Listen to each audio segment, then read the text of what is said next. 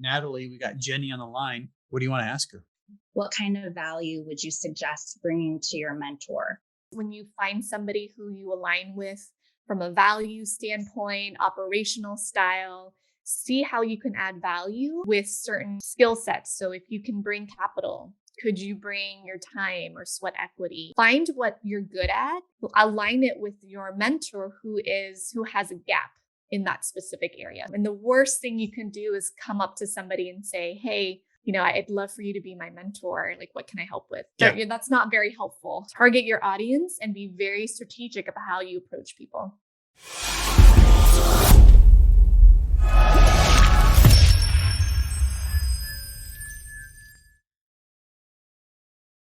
Welcome to the Diary of an Apartment Investor podcast. I'm your host, Brian Briscoe with Four Oaks Capital. I'm very excited for today's show. I'm excited for every show, but I'm especially excited for this show because we have our first three-time guest with us, Jenny Gou, and we have aspiring apartment investor, Natalie Teramoto. And incidentally, Jenny came on about a year ago as an aspiring investor, a couple months later as a first deal episode. And now she's got a couple of deals under her belt and, is come full circle and is now the experienced investor on the podcast. So that said, Jenny, welcome to the show again. Thanks for having me, Brian. Super excited. Yeah, a lot of fun. So let's talk about you. What's new, and tell us a little bit about your background and history and kind of where you've come, at least in the last 6 to 12 months since the last time we had you on.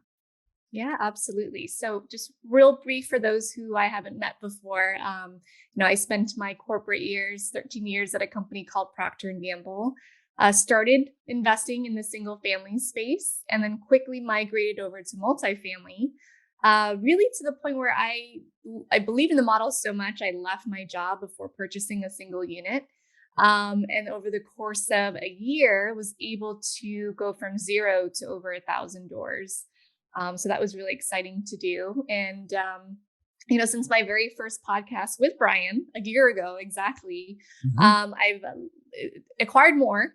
We started a company called Vertical Street Ventures with my mentor, now partner, Steve Louie.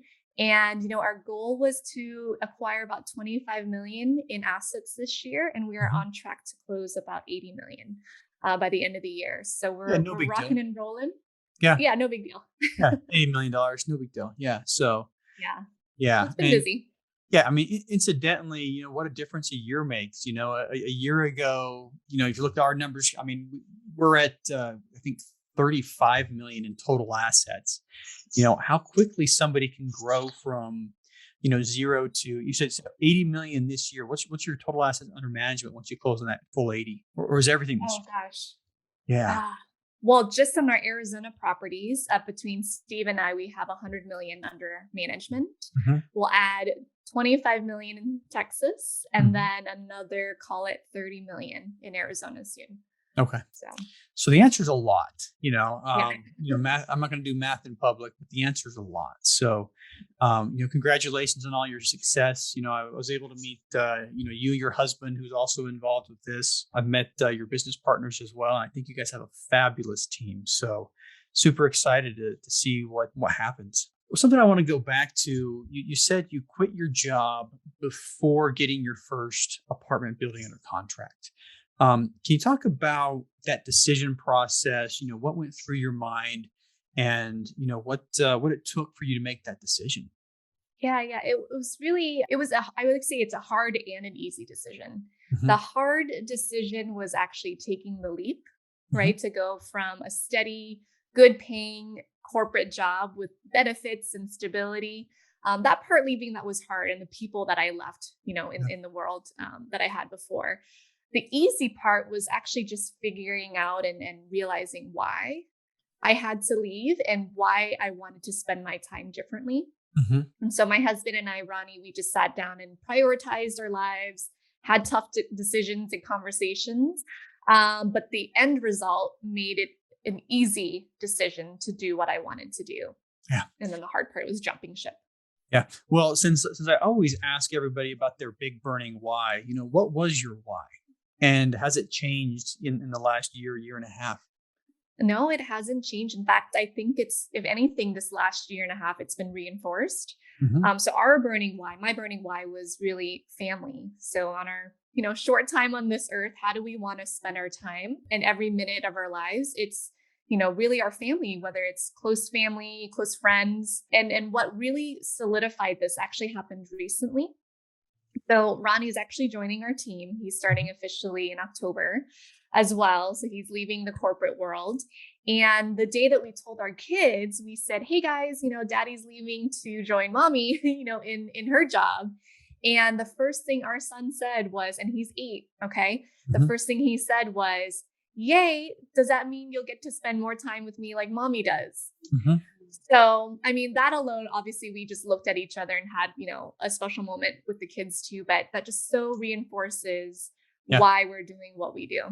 Yeah. And I just left my W-2 behind. It wasn't corporate, it was government, but it's nice working from home. I mean, obviously you have to still work, I wish I was to the point where I didn't have to work yet, but it's one of those things where I take my kids to their gymnastics class. I take them to the swim practices, and um, those are things that I was very rarely able to do with a W-2 job. I mean, classes are starting at 4 o'clock, and normally I wouldn't get home till 5:36 at the earliest. So it is a very, very nice thing to be disconnected from that W-2 in a lot of ways. So yeah, so congratulate Ronnie for me, please, and I'm excited for that. That's awesome, and I really hope you guys get to spend a whole lot more time with your kids. So let's talk about some of the deals that you guys have done. Pick a recent one. Let's see. We talked about one specific on the first deal episode. So the only thing I'll ask is you don't pick that one to talk about because we already talked about it in depth. Yeah, yeah. So let's see, since we last did that episode, so the next few deals we've acquired this year, I don't recall if we talked this one, but we purchased a building I used to live in my senior year of college. So that one we purchased back in February of 2021. That was a property, it's a 93 unit in Tucson, Arizona.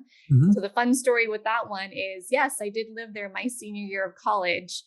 So that whole due diligence Yeah, experience was kind of surreal to stand yeah. in that unit. And then also in this past July, we purchased 2 other properties Mhm. combined. So that was a unique one. It was the same seller. He was selling both properties. And what we did, instead of separating them out as a syndication, we combined them.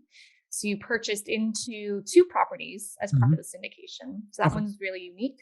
Yep. Yep. And Were yeah, they we're were they currently working on. located close together, or I mean, what made it a good idea to combine them as a syndication?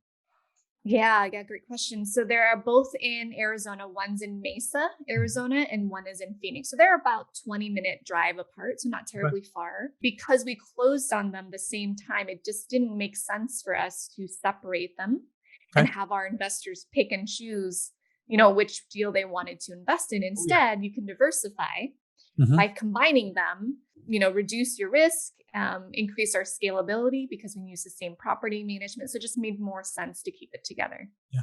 And in a lot of cases, I agree with you 100%. I mean, we had two under contract at the same time, and we asked ourselves the same question. If we're marketing two properties that are going to close together, what do we say if an investor asks us, and they inevitably will, which one's the better deal? It's just like, Mhm. we're trying to fill both of them, so you never really know, but there's a lot of good reasons to combine two properties, especially from the same seller. We like I said, we've done the same thing, and so far it's worked out. And the diversification, I'm not sure about your experience, but in our experience, one of them is they're about 2 miles apart. One of them's in a downtown area that's going to appreciate more, and one of them cash flows better. Mhm. So when you kind of look at the diversification, you actually can start diversifying with two. So anyway, that's my 2 cents. Absolutely. But Yeah, um, well then too, for your investors, it's a little bit more of a simple process also. So they do it one time, paperwork, wiring, like all that mhm. stuff versus having to do it twice. Yep, So they one appreciated that. PPM, one operating agreement. Actually, we had two Hmm. operating agreements the way we set it up. But yeah, it was all one and done, and just go in once, click a couple buttons, and wire some money, and you're done. Yeah, you got it. Yeah. Mhm. So, all right. So, how have those performed so far? Excellent. The one in Tucson, it used to be a student housing Mhm. property. So even when I lived on the property, it was student housing, which means it was rented by bed. Mhm. And we've changed the use back to a traditional multifamily where you rent by unit instead, the whole apartment versus the bed. And that's been going phenomenal. Mhm. And we're working on adding a few more units as well. And then the ones in Mesa and Phoenix, also phenomenal. The fun story about that one, we actually secured and locked on the price back in January, but we Mhm. didn't close until July because we had to wait till the seller 1031 into a different property. Mm. So that we were able to benefit from 6 months of appreciation. Oh yeah. So if you think about that, how hot that market is in Arizona, so we already were, you know, I should say overvalued versus what we purchased at, Yeah. because we locked that price in back in January. Yeah, I mean, there's been a lot of things that have happened. I mean, rents have gone off the chart in the Phoenix area. So that's 6 months. That's the biggest 6 months as far as rent growth, like the March through June timeframe. So you benefited from rent growth, you benefited from cap rate compression, and um, I'll just throw a number out there. Your property probably appreciated 10 to 15% just in that 16 months. I mean, I'm spitballing, but I'm probably not far off, I'm guessing. But yeah, we had a similar property, exact same scenario. The owner wanted to 1031 it, and we were in escrow for 9 months. It was in South Carolina, and it definitely appreciated quite a bit over that time. I just wish it was, like Arizona appreciation. But anyway, so cool. So what are you guys looking for now? What's next for you guys? We're still underwriting deals. It's about quality over quantity, right? Yep.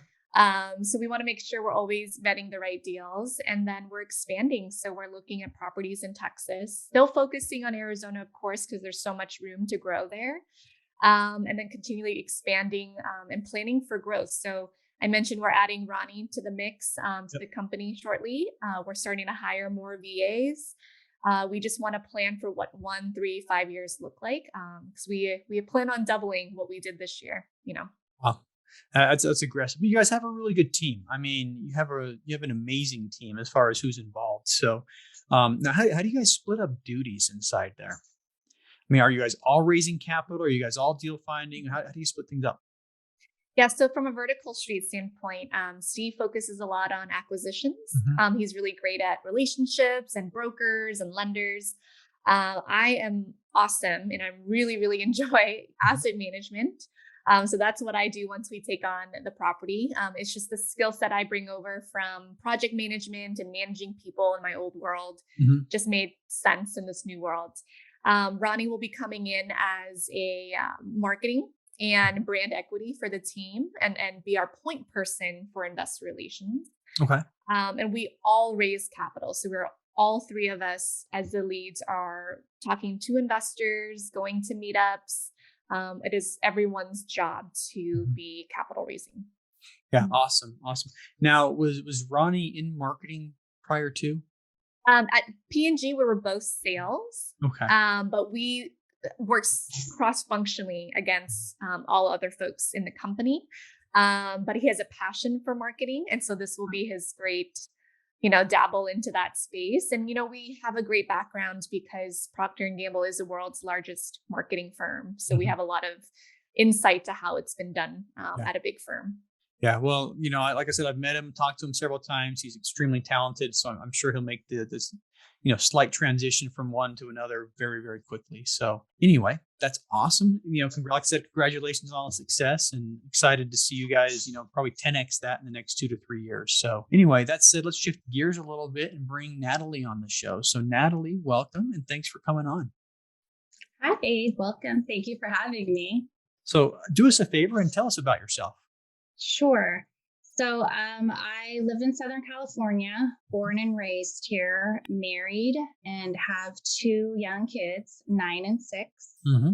By day, I work as an underwriting attorney at a title insurance company. So Okay. I'm analyzing insurance risks and I'm coming up with solutions on how we can get comfortable with some of those risks so that deals can move forward. So as far as real estate investing and entrepreneurial spirit, I've been around entrepreneurs all my life. My parents were both small business owners. They had a retail business. They worked very hard and worked 7 days a week.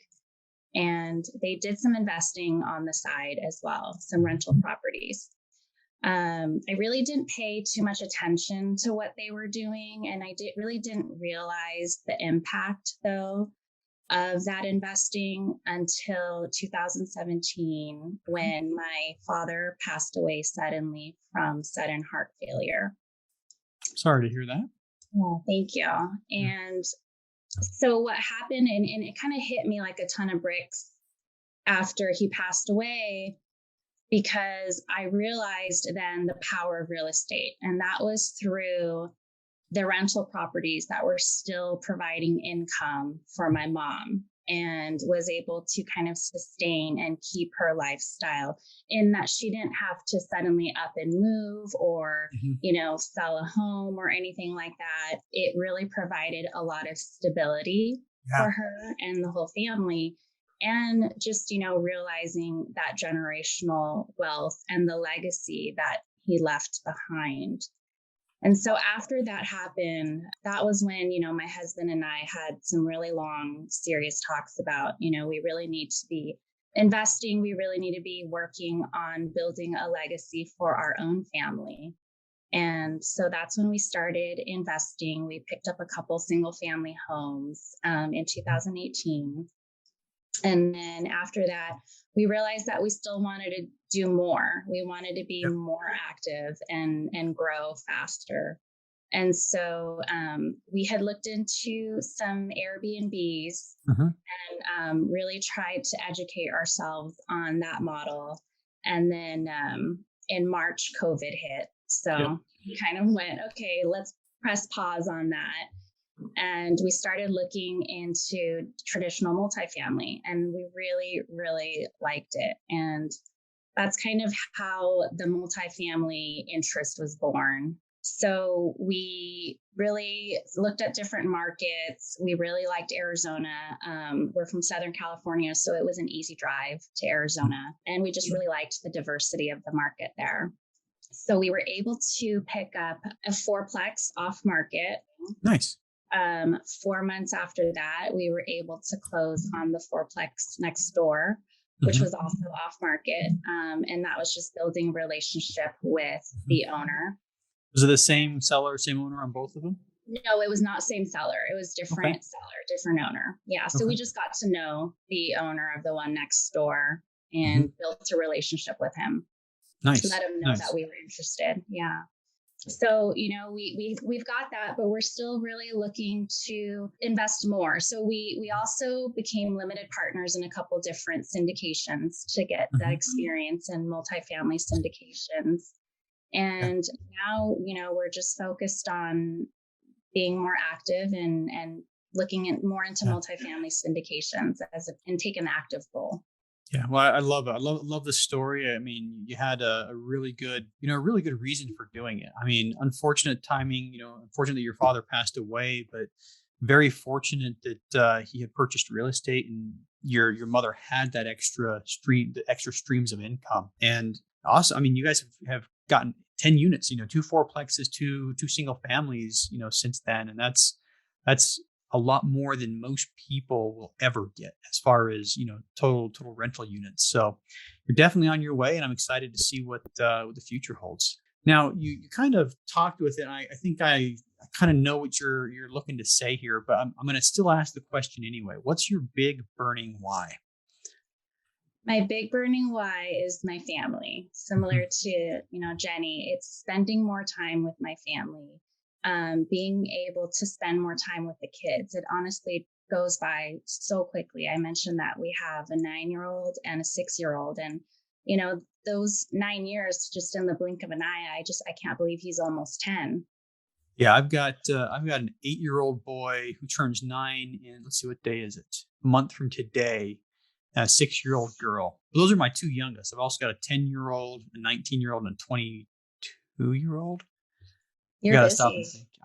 Yeah. So, I mean, the 19-year-old and 22-year-old for the most part take care of themselves. But anyway, yeah. So definitely family's always something. And you're absolutely right. The kids grow up really fast. It seems like it was just, last week I was running around with a little 2-year-old who was my only child, kicking leaves, dried leaves in a park. But yeah, time goes by quickly and you can't get it back. So No.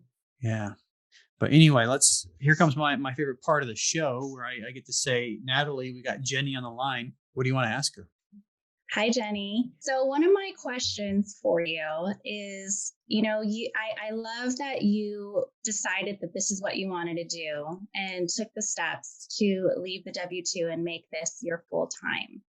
So I'd love to know kind of what you had in place when you made that decision. It's a big decision to make. So when you decided that's what you wanted to do, what did you have in place to be ready for that?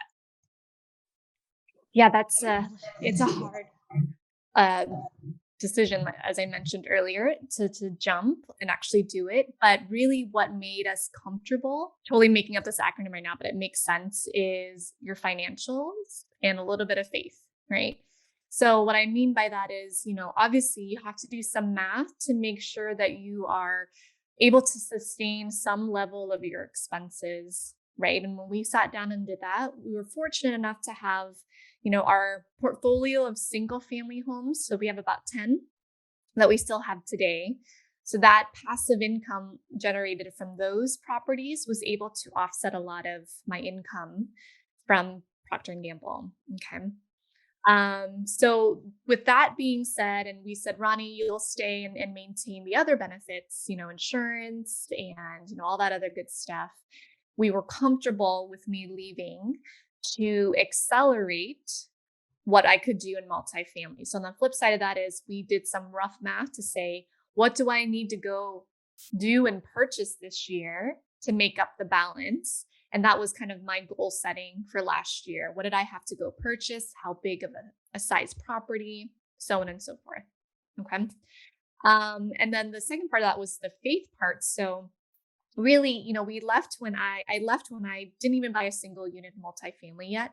But because I believed in it so much, I had faith in myself and, my mentor and now my partner, that we could go do big things right together. And so the faith that we put in that accelerated what we could do. We had the right infrastructure, we had the right systems. And so if you have both of those plans, you can't just leave just because you don't like your job maybe, or, you're not happy doing what you have to still plan for what that exit looks like, and be smart about it. So those two things kind of helped shape how we thought about our exit. Yeah. I love that, financials and faith, and just reflecting on what I did, financials for us. I'm getting a pension. I just retired from the military and I'm getting a pension, which is, 1/3 of what my take home pay was, a month ago. And that was enough of a safety net for me that I knew I could go all in as well. And I just recently left my W-2. So part of me wishes I could have left it 3 or 4 years ago, but I kind of had a binding contract, which they don't really let you out of those very frequently. But I echo exactly that, a little bit of financials and a lot of faith, and you keep on pushing forward. Yeah, no, that's great.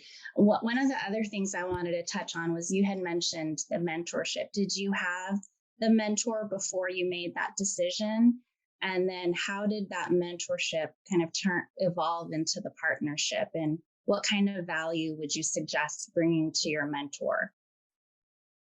Yeah, it actually happened close in timing. So I actually met Steve before I left Procter Gamble, but we hadn't, we hadn't solidified our mentee-mentor relationship. It was more of kind of a meet and greet and get to know you. But I had the intention of leaving P&G and then 100% just seeing what I could go do, my first year as a full-time real estate investor. Just coincidentally, as I started to get to know Steve, he happened to have a few properties in Arizona that he managed on top of his full-time W-2 job.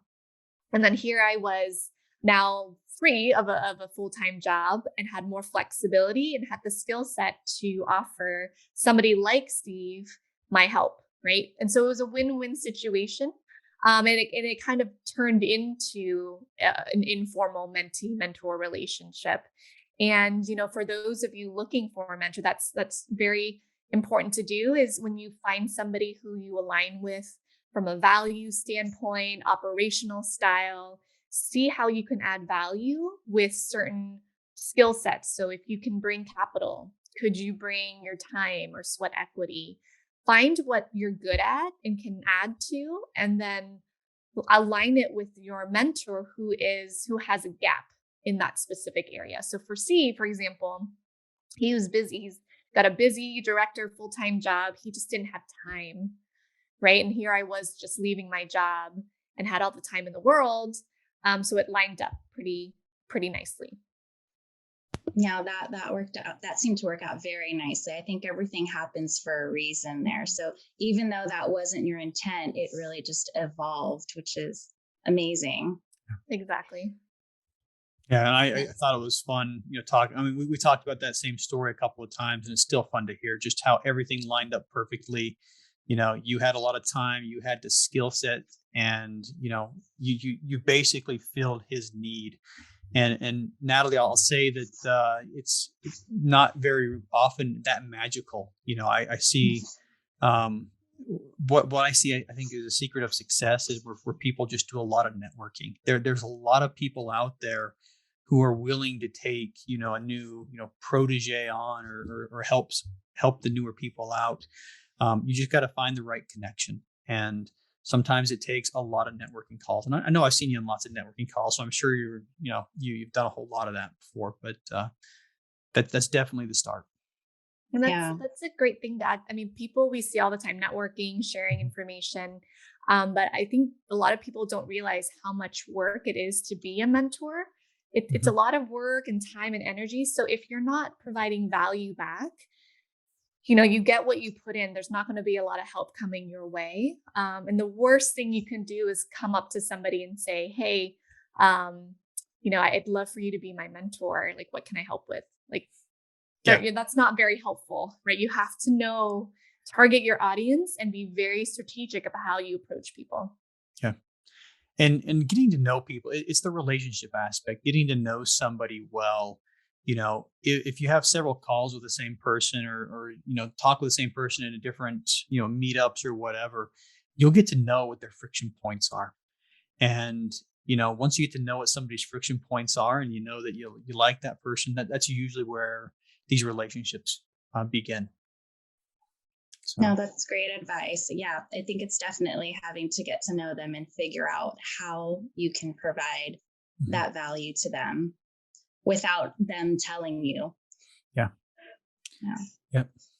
So I wanted to ask another question, kind of back to when you decided that you wanted to do multifamily, and, in addition to getting the financials ready and then the leap of faith, from kind of the business perspective, what did you have in place? Like, did you feel like you had to have kind of the website up, and did you have to have, your name? And one of the struggles is, wanting everything to be perfect before you kind of go out there. But did you just kind of jump into it, or were there certain things that you did before, you put yourself out there? It's so important to set your structure in your systems, especially if you're going to grow fast, right? And I always tell folks this, that whatever you can do upfront, right, you can save a lot of time in the back end because you don't have to do rework or fix it, right? So what we did was, even our first deal that we took down as a syndication was our first syndication. One of the questions we noodled with was, do we need a professional portal to manage our investors? It was a small syndication. Technically, we probably could have just used an Excel spreadsheet to manage everything. But no, we made a very strategic decision to say, we are going to come out the gates with a professional portal so that we look and feel like somebody who's been around for many years. And then from there, when Steve and I created Vertical Street, We wanted everything, I would say, 80 for the 20, right? It doesn't need to be perfect. We got 80% just right. And before we launched, so we said, okay, in December of last year, create all of our information docs, our bank accounts, our websites, our emails. Come Jan 1, we're going to launch. And that's what we did. So we spent a whole month just hammering all the details out to launch effective Jan 1 of this year. So you want to obviously set up your infrastructure. I think it just comes off, especially for investors, as someone professional. They're giving you a lot of their hard-earned money, right, to manage. You want to make sure they feel comfortable with someone who is professional looking. No, thank you. That was great. Sometimes, you want to just jump into it, but sometimes I think that you do need to take a step back and make sure that, you have some things in place so that you are ready to move faster, because you don't want to jump into it, get it, and then be completely unprepared. I'd also say it depends on how long of a runway you have, So if you have like your living expenses taken care of for a full year, you may have a little bit of time to spend up front setting some of that stuff up, But the longer the runway you have, the less important it is to have everything ready before you quit, So it kind of give and take a little bit here or there. And if you have a short runway, you probably want to hold on to that W-2 job as long as possible. Like if you're in a position where you don't have a lot of savings to hold you for very long after you quit your W-2, work nights and weekends and, keep on pushing. But on our side, we had a lot of this stuff set up. And I like what Jenny said about the portal. When you have a small investment, you don't need a portal, but think long-term with all the decisions you make. Yeah. And if I had to prioritize, obviously, it to start any business, you need to invest funds into that business, right? So not everyone will have funds available to invest, but if I had to prioritize to start what you're doing as a syndicator, I would say prioritize a website. I would prioritize your database that you're tracking. So some sort of CRM that could automate emails and systems for you and connect, right, with your website. And then I would invest in the investor portal. So those three things, because those are touch points that every investor is going to see when they work with you. Yeah. And you want those things to be ready.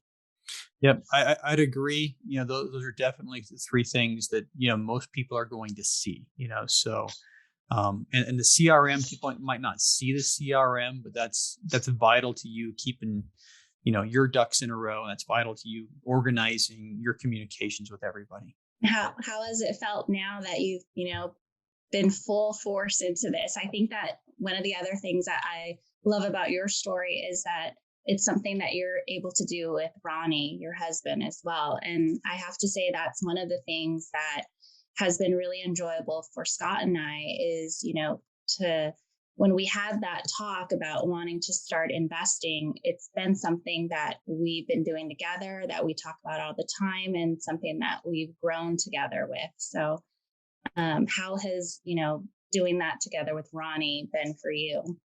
It's been wonderful. We've actually fortunately worked together in the past. So at P&G, we've been on the same team a handful of times. Not direct reporting, just to be clear. Nobody reported to each other, but we've been on the same team a few times, and so we're familiar with how we work and how we communicate. So that has helped in the real estate world. But for you guys and for many other folks who haven't worked together, I mean, it hopefully makes you stronger as a couple, right? As a unit. But I also think it just makes you be more hands-on with your finances together. Whereas in the past, one spouse might have been more in charge or leading the financial aspect of the unit, of the family unit. In this scenario, I think it's fabulous when both people are super involved and super hands-on together. And it just makes you stronger. So. Love it. Yes, it's been great so far.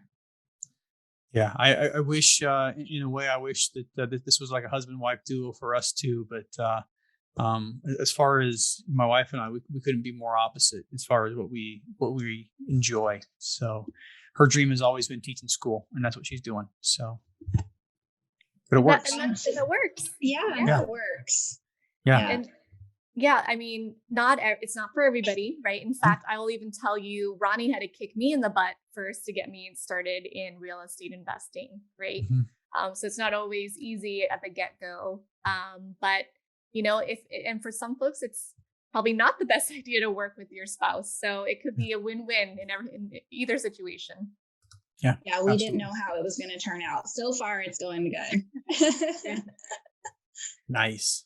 Well, we got time for probably one more question. If you have another question, Natalie. I'd like to know more, Jenny, about, partnerships in this business. It's definitely a people business, and it's all about partnerships. So what kinds of things, when you and Steve evolved into a partnership, kind of, was there a pivotal moment that happened? And because it really is like a dating period, it takes a while to get to know each other.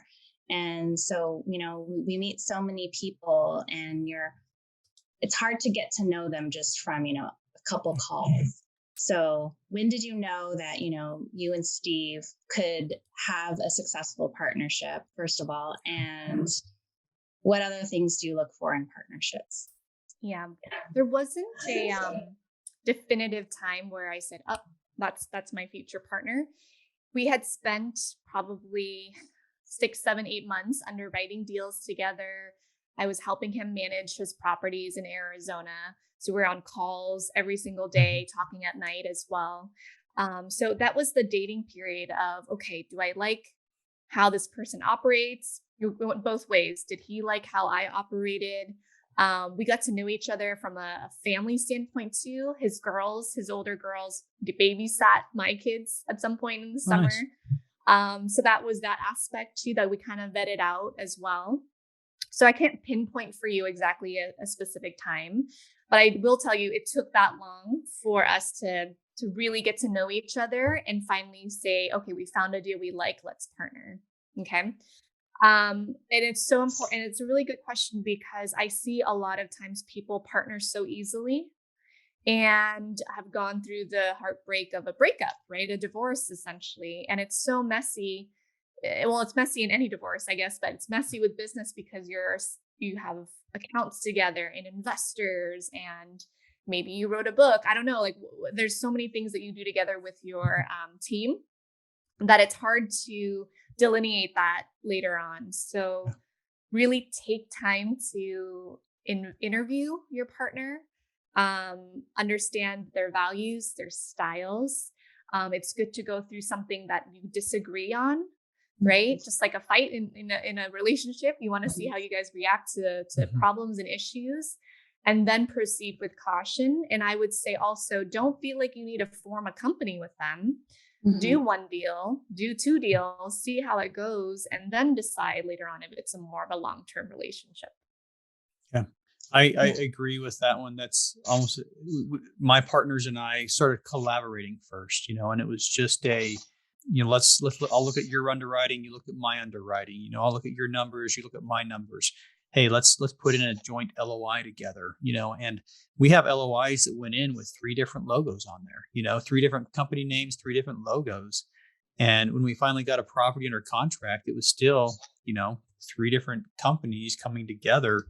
And it wasn't until, 4 to 6 months after that when we actually formed the company Four Oaks Capital. So we definitely did the dating. We definitely did, a lot of collaboration first, a lot of, I can see myself working with these guys for a long term. I can see myself, I like them, I work well with them. So I think what Jenny said is exactly the same route we took, where, using the marriage analogy, we spent a lot of time dating first, and now that we're married, we're, doing everything we can to stay married.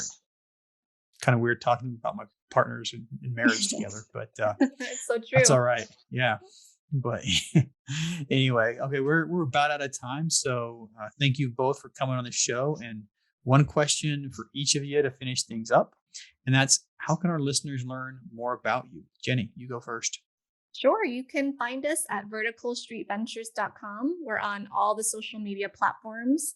We love meeting new people. So reach out, set up time with me, and love to chat and connect. All right. And Natalie, same question for you. You can reach me through email. It's the best way. And it's Natalie Teramoto, just first and last name, at gmail.com. Love Super talking simple. about real estate. So please reach out. And if you're listening to the show, we're going to put that information in the show notes. So don't worry about writing it down. Just, tap, swipe, and tap again. And that magical internet will whisk you away to contacting these ladies. So once again, thank you very much. And, Jenny, especially, thank you for being, third time guest on the show. Very much appreciate your time. I'm honored. Thank you, Brian. Thank you, Brian. Thank you, Jenny.